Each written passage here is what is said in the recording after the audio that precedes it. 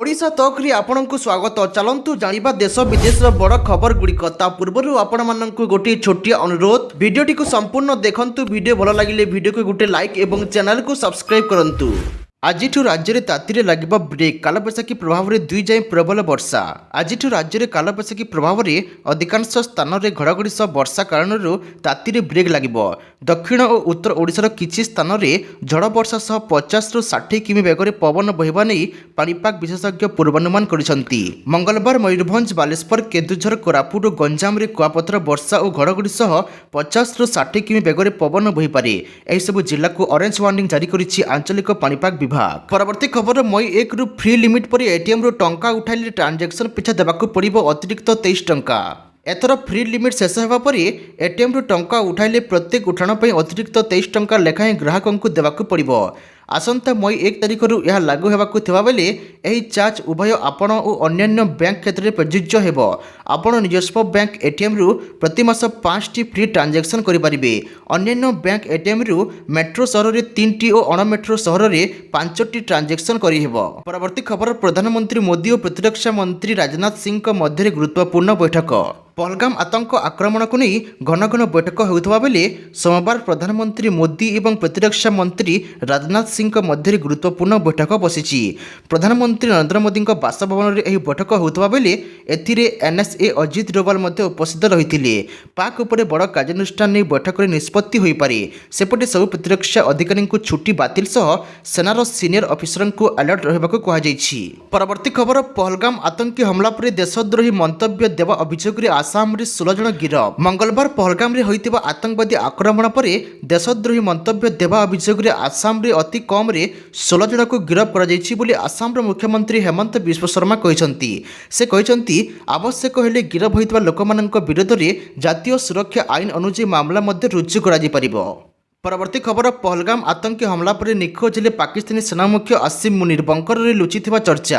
जम्मू काश्मीर पहलगाम रे आतंकवादी आक्रमण घटना पर सर्वसाधारण को निखोज होती पाकिस्तान सेना मुख्य जनरल आसिम मुनीर। से रावलपिंडीर एक बंकर रे लुचि नहीं नहीं किछि रिपोर्ट रे प्रकाश पाइछि। सेहिपरि अन्य किछि रिपोर्ट मुताबक पाक सेना मुख्य देश छाड़ी पलाई जाइछंती। तेबे जनरल आसिम मुनीरଙ୍କ परिवार सदस्य माने मध्य पाकिस्तान छाड़ी अन्य देश को पठाई जाइथिबा रिपोर्ट रे कहा जाइछि। परवर्ती खबर, झेलम नदी पानी छाणी पाकिस्तान को बुड़ाइला भारत। भारत झेलम नदीर पानी हठात छाड़ा द्वारा पाकिस्तान रे बन्या परिस्थिति सृष्टि होइछि। बिना कौनसी सूचना गतकाली हठात भारत झेलम नदीर पानी छाड़ी देथिला। फल पाक अधिकृत काश्मीर मुजफ्फराबाद निकट में नदीर जलस्तर हठात वृद्धि पाइबा सह पाकिस्तान 6 कोटी बॉर्डर को मुजफ्फराबाद पर्यंत अंचल जलमग्न हो जाइछि। मुजफ्फराबाद अंचल में 20 फुट अधिक पानी प्रभावित होगा सह हातियानवाला जिले में जरूरीकालीन अलर्ट जारी होइछि। परवर्ती खबर, एलएसजी अधिनायक ऋषभ पंत को ऊपर लगिला 24 लक्षर फाइन। आईपीएल 2025 रे एमआई विपक्ष मैच रे धीमा ओभर पर एलएसजी अधिनायक ऋषभ पंत को बीसीसीआई द्वारा 24 लाख टंकार जरिमाना लगा जाइछि। ऋषभ पंत को सह एलएसजी रा समस्त खेलाड़ी को मध्य मैच फीस रा 25% जरिमाना देबाकू पड़िबो। तेबे चलित सीजन रे द्वितीय थर पर पंत को समान कारण पर जरिमाना लागू होइछि। चलित आईपीएल रे ऋषभ पंत को प्रदर्शन खराब रहितबा देखिबाकू मिलिछि। परवर्ती खबर, भय रे पाकिस्तान छाड़ी कनाडा पलाइले बिलावल भुट्टों परिवार। पीपीपी अध्यक्ष बिलावल भुट्टों परिवार रविवार पाकिस्तान छाड़ी कनाडा पलाई जाइछंती। सिंधु जल चुक्तिनामा स्थगित हेबा परे बिलावल धमक देइथिले जे जदि पाकिस्तान रो पानी बंद करा जाए ताहेले भारतीयଙ୍କ रक्त बहिबो। तेबे यह पूर्व पाकिस्तान सेना मुख्य आसिम मुनीर मध्य परिवार सदस्यों को एक घरोई जेट माध्यम ब्रिटेन और न्यू जर्सी पठाइथिले। पाकिस्तान अधिकारी को भारतर आक्रमण नहीं भय घाटी। परवर्ती खबर, जम्मू काश्मीर पुणी आतंकवादी आक्रमण। घरे पशि सामाजिक कर्मी को गुली कर हत्या कला आतंकवादी। जम्मू काश्मीर पुणी आतंकी आक्रमण होता बेले सशस्त्र आतंकवादी जड़े साधारण नागरिक को गुली कर हत्या करछंती। हत्यार शिकार होती 45 वर्षीय सामाजिक कर्मी गुलाम रसूल मागरे। कांडिखा स्थित घरे गुलाम थिबा बेले किछि आतंकवादी घरे पशि तांको गुली करथिले। घटना पर तांको डाक्टरखाना नियाइथिबा बेले सेठारे डाक्टर तांको मृत घोषणा करथिले। जम्मू काश्मीर पहलगाम आतंकी हमला पर मत दे तेलुगु अभिनेता विजय देवरकोंडा कहते जे काश्मीर भारतर, काश्मीरी माने आमर। सेहिपरि विजय आहु मध्य कहते जे पाकिस्तान निज लोकंक मध्य जत्न नै पारु नाही। सेमानक निकटरे पानी और विद्युत सेवा मध्य ठीक भाव पहुंची पारु नाही। पाकिस्तान उपरे भारत आक्रमण करिवार आवश्यकता नाही, काहेकि कि पाकिस्तानी मैंने निजे निज सरकार उपर विरक्त हो सारे। परवर्ती खबर जोगाण मंत्री बड़ घोषणा राशन कार्ड कटिब विदेशी नाम। ओडिशा रे पाकिस्तानी बांग्लादेशी एवं म्यांमार लोक हाथई राशन कार्ड यह जाना पर तत्पर होइछि प्रशासन। एनी जोगाण मंत्री कृष्णचंद्र पात्र कहते जो विदेशी माने राशन कार्ड पाई से ना राशन कार्ड रु कटिब। ओडिशा को अनुप्रवेश करी राशन कार्ड हाथई विदेशी को चिन्हट करने निर्देश दि जाइछि। पाकिस्तान बांग्लादेश म्यांमार अनेक विदेशी राशन कार्ड हाथई जनापड़ी। एथिपाई समस्त जिलापाल को निर्देश दि जाइछि जे सेमानंकु चिन्हट करी राशन कार्ड रु ना कटाजिबो। जे भी राजनीतिक चाप किंबा अन्य उपाय राशन कार्ड हाथई सेमानंकु तुरंत चिन्हट करी काटिबाकु कहा जाइछि। प्रक्रिया सरिला परे संख्या सामना को आसिबो बोली स्पष्ट करछन्ति मंत्री। परवर्ती खबर भारत रे आउ काम करिबनी पाकिस्तानी प्रचार और प्रसार 16 गोटी यूट्यूब चैनल। पहलगाम आतंकवादी आक्रमण पर कठोर होइछि भारत।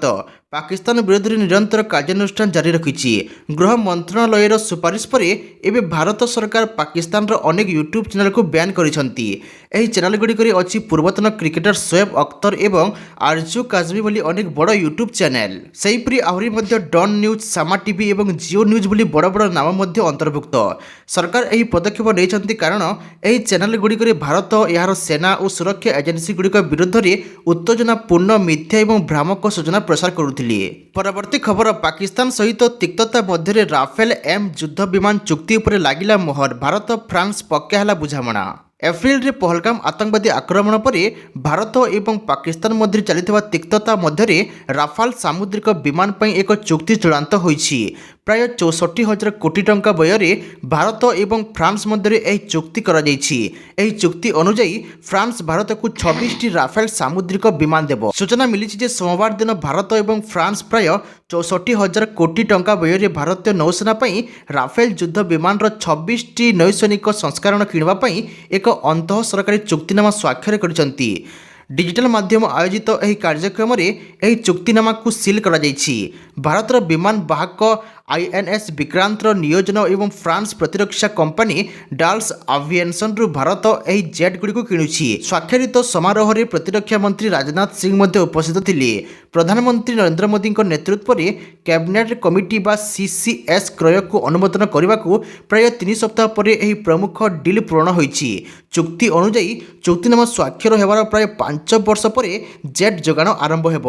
जुलाई 2023 रे प्रतिरक्षा मंत्री मंत्रालय अनेक थर विचार विमर्श एवं मूल्यांकन परीक्षण पर यह प्रमुख अधिकरण ग्रहण करने प्राथमिक अनुमोदन देथिले। एही चुक्ति अनुଯାयी भारतीय नौसेना राफेल युद्ध विमान उत्पादक डाल्टा वेरिएंट अस्त्र प्रणाली एवं अतिरिक्त अंश सहित आनुषंगिक सहायता उपकरण पाइब।